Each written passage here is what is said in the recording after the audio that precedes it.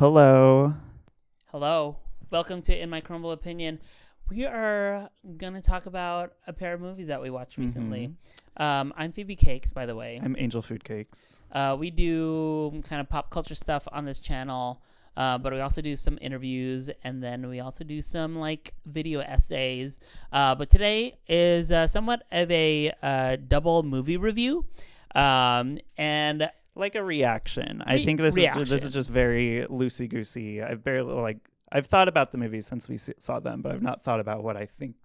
Does that make sense? I haven't thought about what I think about them, but I have thought about the movies. Okay. Yeah. Okay. Well, let me start just by saying, religion's back, baby. Religion is back. Religion's back in full force, and I really like what these two movies, as a dyad, as a double feature, kind of like do with religion.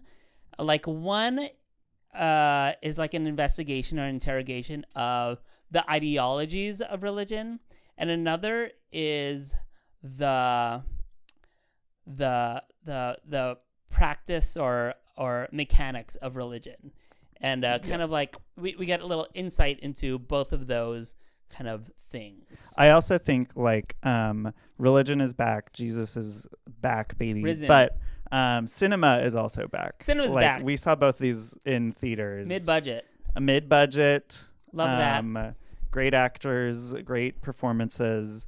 Go support your local theaters because it was especially the first one we saw. Mm-hmm. Conclave was a good one in theaters. Heretic also good in theaters. Agreed. Yeah. Did we identify what we're talking about yet? We're talking about Conclave and Heretic. Okay, so why don't you give us a brief synopsis of what Conclave is about? Conclave stars Ralph Fiennes, Stanley Tucci, Isabella Rossellini, and several other people. It is about the papal conclave. John Lithgow. I had to say that. It's about the papal conclave where the cardinals of the Catholic Church have to come together and meet in the Vatican to elect their new pope because the old pope died. And so it's all about their little infighting and politicking and egos. And they're all wearing these cunty little frocks. The costumery is outlandish. It's outrageous. It is glamorous. It's giving glamazon. And I also feel like it's like historically accurate. It's just like the Catholic Church has like way too much money to be being outdressing, RuPaul's Drag Race. The locations, like the marble. I was curious, like, did they film it at the Vatican? Or, like, what was the Vatican's level of like complicity? How engaged was the Vatican with this? Because there is, it's not the kind of film where it's like, fuck the church or anything like that. But it does have. It is critical of certain things. And it's got like it's a little controversial in a lot of it. It's got a little fuck you to the church. Yeah, it has they talk about the sexual scandals, being a mar on the Catholic Church. They talk about like the misogyny that's still kind of in a lot of how the church practices. The racism. They talk about that as well. That the cardinals are employing against each other. It's not like this glowing kind of review or glowing depiction of the Catholic Church, but I also feel like maybe the Catholic Church liked it a little bit. Oh, I'm sure. Oh, yeah. Because, well, you know how you can't make a war movie without glorifying war. Oh, yeah. You can't make a Catholic movie without glorifying Catholics. That is what I was saying. That is what you're saying. And on that note, the director did also direct All Quiet on the Western Front. That's right. Which is supposed to be very good in like not glorifying war, but. In this house, we don't watch war movies. Typically, that's just not something that we do. But it's supposed to be good. Yeah. You tell us what our second movie in this double feature, Heretic, is. This next movie centers around an investigator, which I guess is the name of someone that's curious about the Mormon Church. So actually it centers around these two missionaries, one of whom is Sophie Thatcher from Yellow Jackets, which is like a trash show. Good trash. But we did watch Yeah, it. good trash. We did good trash. We liked it. I also really like Sophie Thatcher as an actress. I thought she kind of carries kind of some of the flashbacks in the Yellow Jackets universe.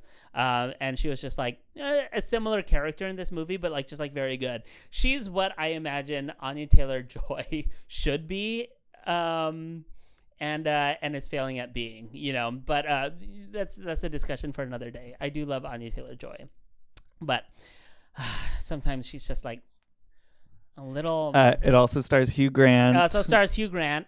And this newcomer, I can't remember her name. We'll put it on the screen. We'll put it on the screen. We love you, newcomer.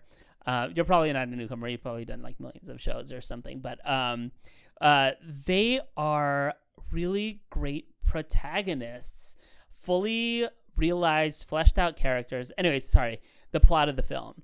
They're missionaries. They're doing their mission in Boulder, Colorado, even though it's like filmed Canada, in Vancouver. Vancouver.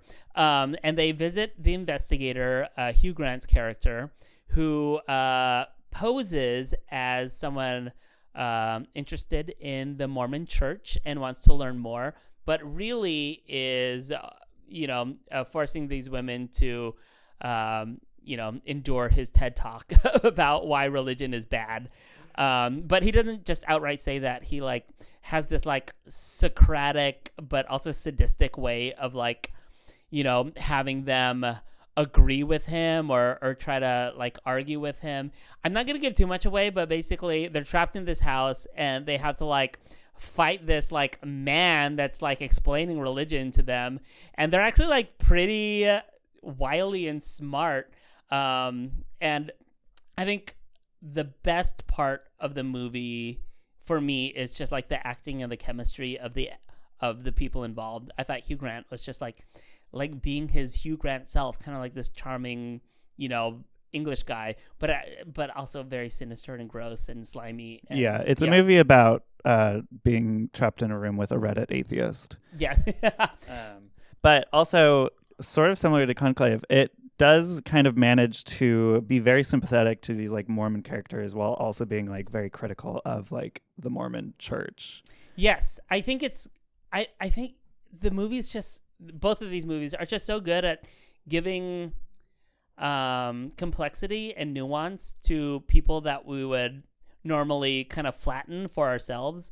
As an atheist, it's just like, I think all Mormons are the same, well, actually, if you watch season 3 of Couples Therapy, you learn a little bit more about, the complexity of Mormons for sure. And likewise, you think like these cardinals are all just kind of like these dopes, but they're actually like really richly textured, interesting people, at least as they are depicted in these films, that are in some ways like very progressive. And certainly like Conclave sort of poses as, you get the sense that the Pope that died is like a Pope Francis kind of figure who is this kind of reformist figure, and so there's this Pope Francis can say the F slur. No, he can't. I shouldn't say that, but he can. There is After this tension. Conclave, you Cardinals can do any. No, there's a tension between the characters who we most, are kind of identifying with, who want to continue this kind of reformist bent that the church has been on, and then the other side that is trying to claw, into power, are the traditional conservative, the ones that want to return to the pre-whatever 1942, accords or whatever. And there's cardinals that are kind of in the middle, that are somewhat progressive in one ways, but like hate gays in the other. It's just like, it's very interesting. It was also a very interesting movie to watch, like shortly before the presidential election that we just had. Very resonant. There's one part where they kind of like, this one they were throwing us nuggets. They're like, for sure. we've succumbed to voting for the least worst option, and we're not gonna spoil the ending, but let's just say Conclave is much better than the reality that we're in right now. Heretic, I think not a perfect movie. Again, we're not a spoiler channel here. We're not going to spoil it for you. But I wish some of like the intellectual drama and tension was kind of like more sutured in the way that the climax and resolution of the film, Yeah, I agree. Kind of happens. But all in all, I think like religion's back, baby. Religion's back. We're having fun. We're having fun with God. Yeah, we're watching it. Religion's back. Yeah. They're both fun movies. Yeah. For if you're like pretentious like we are. Mm-hmm. Conclave was like kind of a delight. It's one of those ones where I like at multiple points was like kind of yelling out loud or like shifting in my seat when something happened. I was like, oh. And then Heretic, I'm not a horror movie girly, but I also did think it was a lot of fun because I thought that the performances were quite good. Yeah. I think something just to tie these two movies together again, why they're so successful is like both films understand pacing, dialogue writing, and character kind of character building, character development, and it's very consistent in that. It's just like, there's no muddiness around like why a character would do a certain thing, but there's also kind of like a richness and a fully fleshed outness of like every single kind of like player in both of these films. Should we, for last thought, discuss who out of these films might be in Oscar contention? I think definitely Ralph Fiennes. Definitely Ralph Fiennes Nominated for best actor. I really think Isabella Rossellini has Rossellini a shot for supporting. She's small supporting, role, but small role. Make a big impact with that small role. Yeah, maybe like 4 minutes max screen time, something like that.